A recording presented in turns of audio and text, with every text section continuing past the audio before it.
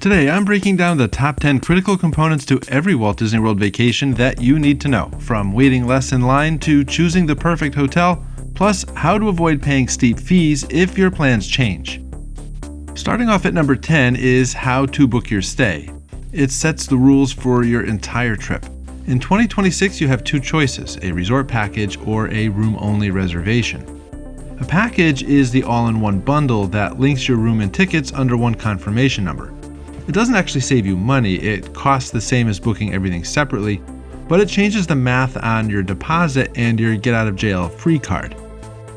Room only is the most flexible. You can cancel or change it up to 8 days before arrival for a full refund. The catch? Your deposit is the cost of one full night. If you're staying at the Polynesian, for example, you're dropping $800 just to hold the room.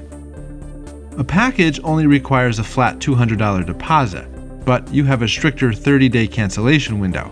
If you bail within that month, you lose the $200. My insider secret? Book the package if you want to protect your tickets. If you buy theme park tickets separately, they are non-refundable. If you buy them in a package, they fall under that same $200 cancellation rule. I'd say about 90% of the families should stick to a package. It only makes sense to go room only if you're an annual pass holder or you're getting a specific ticket deal through your employer. If you're bringing your own tickets, but still want that $200 deposit rule, you can ask for a ticketless package. It's when you want the perks of a package but don't want to include tickets. But you know what, we're just getting into the weeds here, so this doesn't apply to very many people. Now, let's take a deep dive into one of your biggest expenses. At number 9, we're talking about ticket pricing. Every time Disney raises prices by $5, the national news outlets treat it like it's the end of the world. They love to run headlines saying Disney World now costs $180 per day. But that's blatantly false. This used to drive me nuts. Here's the truth for 2026. Disney uses variable pricing. A Tuesday in mid-September is going to be significantly cheaper than Christmas Eve. But more importantly, Disney rewards you for staying longer. The media always quotes the one-day ticket price. But at Disney World, the more days you add, the cheaper each day becomes. By the time you get to a 10-day ticket, you aren't paying $180 per day. You're often paying less than $100 per day. There are 4 theme parks. You've got Magic Kingdom, the Castle Park, Epcot, the Food and the Future, Hollywood Studios, the Movies and Star Wars, and Animal Kingdom, the Animals and Pandora. Each one requires a ticket, but how you use that ticket matters. Once you decide on how many days you want to be in the parks, you'll have to consider if you want to visit one park per day or multiple parks on the same day. That leads us to the park hopper option. You can start your morning at Magic Kingdom, hop over to Epcot for lunch, and finish your night at Hollywood Studios if you have the energy. Who is this for? It's for the short trips. If you're only here for 3 days, you need a park hopper to see the highlights. If you're here for 7 days, you can probably skip the extra cost and just do one park per day.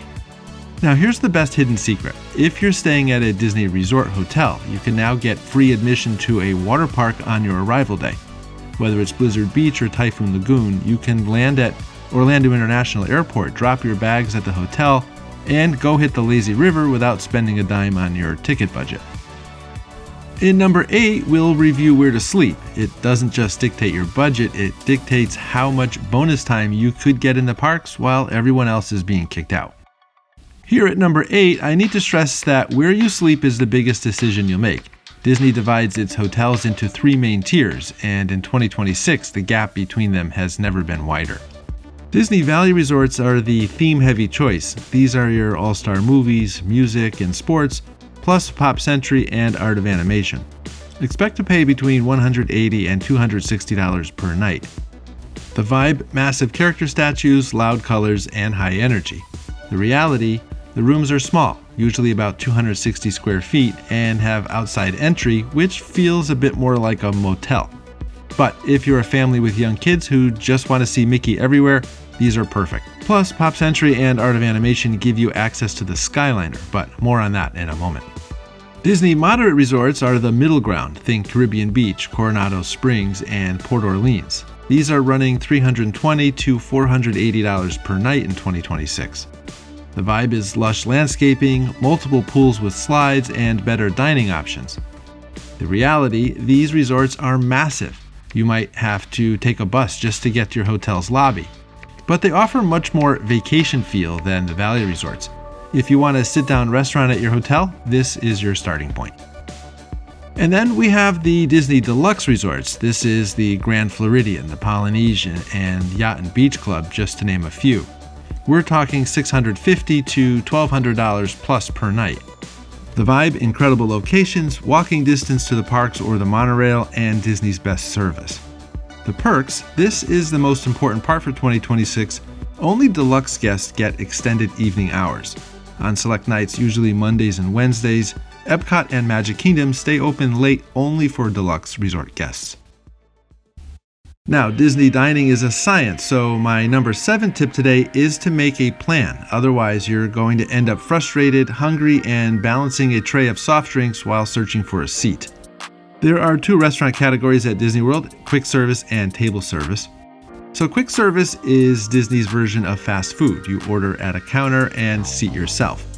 Table service is your traditional restaurant experience with a server. You should have a reservation for these, otherwise you probably won't get in. Pro tip for quick service, I cannot stress this one enough. Use mobile order.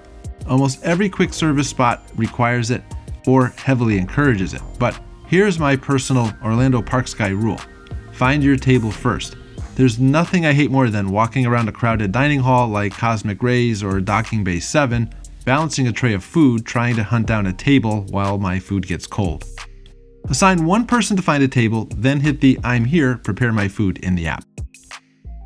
Now, character meals, well, these are the heavy hitters. Chef Mickey's, Hollywood and Vine, and so on. These will cost you about $60 to $80 per person. Honestly, they aren't as popular as they used to be. They've become very expensive, and the food quality at some of them hasn't kept up with the price hike. If you aren't on a dining plan, I'd skip the character meal and just meet the characters for free in the parks. You'll save yourself from a $400 breakfast. While we're talking about food and dining, our number 6 spot takes us into the Disney dining plans.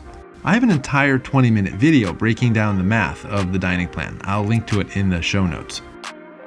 The Disney dining plan is essentially a way to prepay for your meals, so you don't have that sticker shock every time you see a receipt. It keeps things simple. You get a set number of credits per night of your stay. You use your credits at any time during your vacation, and you can keep track of them on the mobile app. There are 2 plans in 2026, the quick service dining plan, which is great for families who want to stay on the move, and the regular dining plan. This is the way to go if you want a table service dining option, including character meals. There's a lot to know about the dining plans. This is a very basic overview, so check out my dining plan video for the big details. Here's my hot take. I like them. I believe they allow you to order the most expensive thing on the menu without worrying about the bill. Order the steak instead of the chicken. It's just 1 credit. It takes the financial guilt out of the vacation. Most character meals are included in the regular dining plan, which means when you get that $400 character breakfast, you only pay the server's gratuity. If you want a stress-free budget, the dining plan is your best friend. Number 5 puts a lot of people on the struggle bus, and this is one of my only real gripes with Disney World.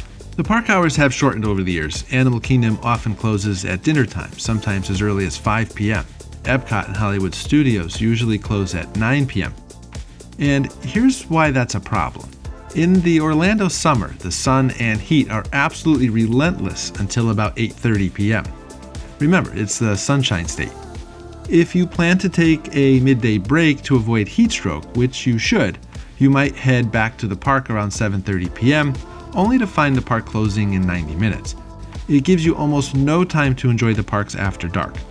It's a real shame that Disney doesn't keep the gates open until 11 or midnight like they used to. I would rather they open later in the morning and stay open later in the evening when the sun isn't so strong. But here's how to beat it. If you're at a Disney hotel, you'll get a 30-minute head start over pass holders and off-property guests with early park entry, where the parks open 30 minutes early just for resort guests.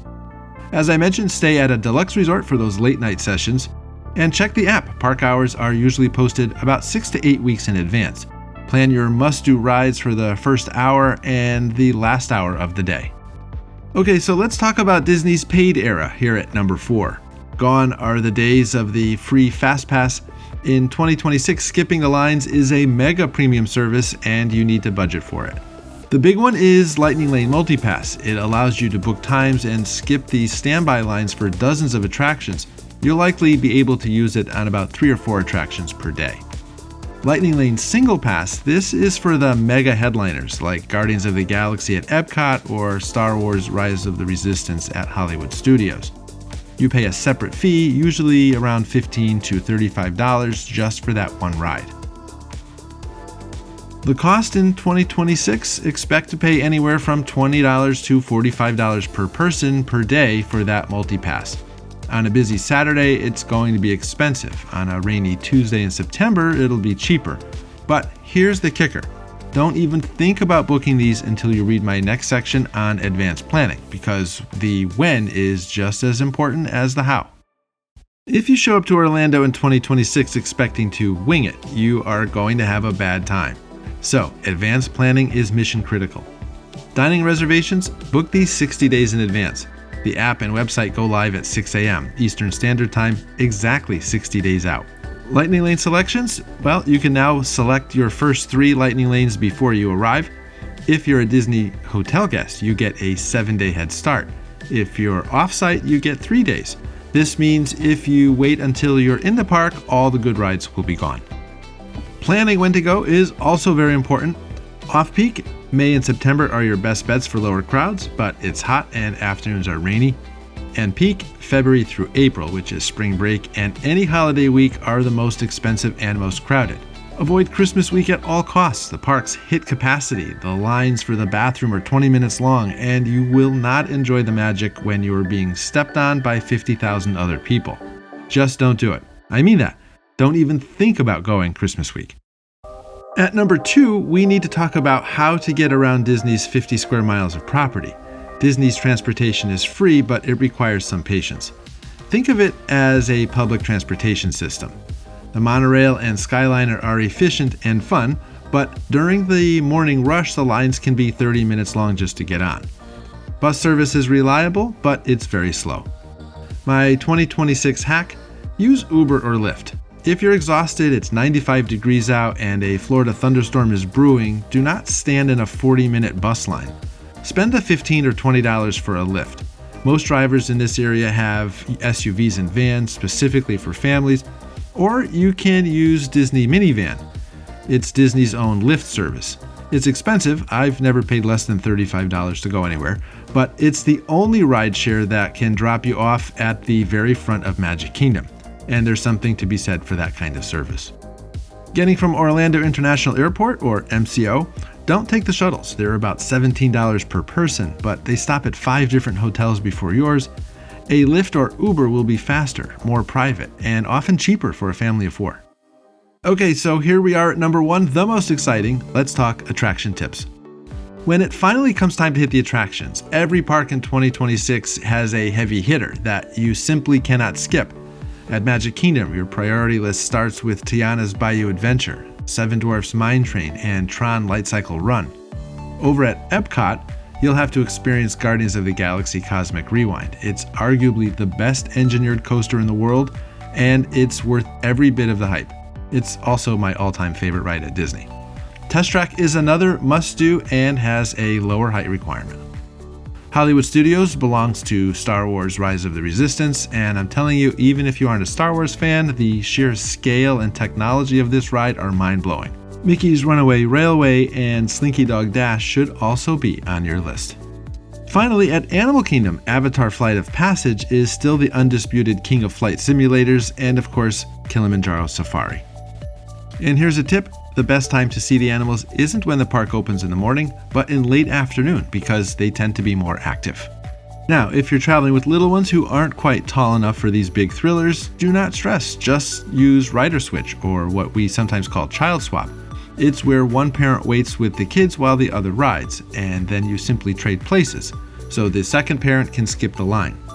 It ensures no one in the family has to miss out on big e-ticket attractions if they are able to ride them. Just ask a cast member at each attraction for a Rider Switch pass. A lot goes into planning your Disney vacation, and you're doing the right thing by doing your homework and watching videos. To help with that, I have an entire planning playlist on YouTube that will help you get the most of your vacation. The link is coming up right now, and I'll see you over there.